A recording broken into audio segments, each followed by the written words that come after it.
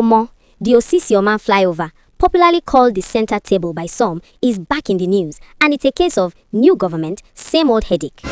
You are spot on about the frustration. Here we are in March 2026, and a bridge that was commissioned with so much fanfare on September 5, 2022 is already back on the surgery table. This is a bridge that took nearly 7 years to build, 2017 to 2022, and yet, less than 4 years into its lifespan, it's showing signs of structural fatigue.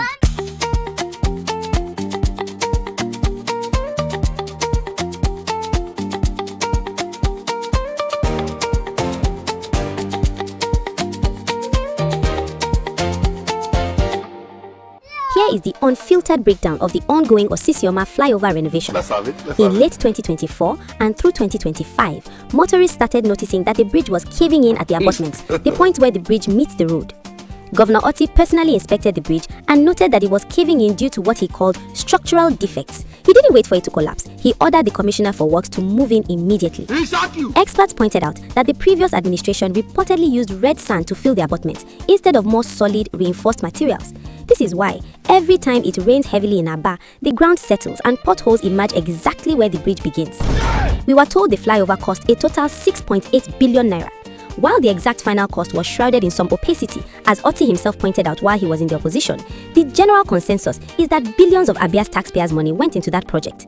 Former Governor Ikpeazu even mocked critics during the construction and watching the current government spend more money to fix a bridge that shouldn't need repairs for at least 25 to 50 years if it were built to international standards. Funnily enough, around December 2025, a fake video, reportedly AI generated, went viral claiming the bridge had actually collapsed and killed people. The Abia government had to rush out and debunk it, showing that while the bridge has potholes and structural issues, it hasn't fallen down. However, the fact that people were so quick to believe a collapsed video shows how little trust Abian had in the quality of that specific construction. Governor Otti's stance has been, government is a continuum. He has vowed to fix whatever was not done properly because Abians deserve better.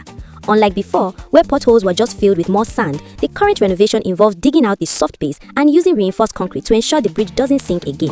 The fact that a flagship project of the last administration is failing this quickly is a massive receipt of the poor governance Abia suffered for years. It's painful to see money that should be used for new roads being used to fix a bridge that is barely 5 years old. But as they say in Aba, if you don't fix the foundation, the house will always trouble you. Otti is basically doing the foundation work that should have been done in 2017. It really is a case of double spending because of single-minded greed in the past.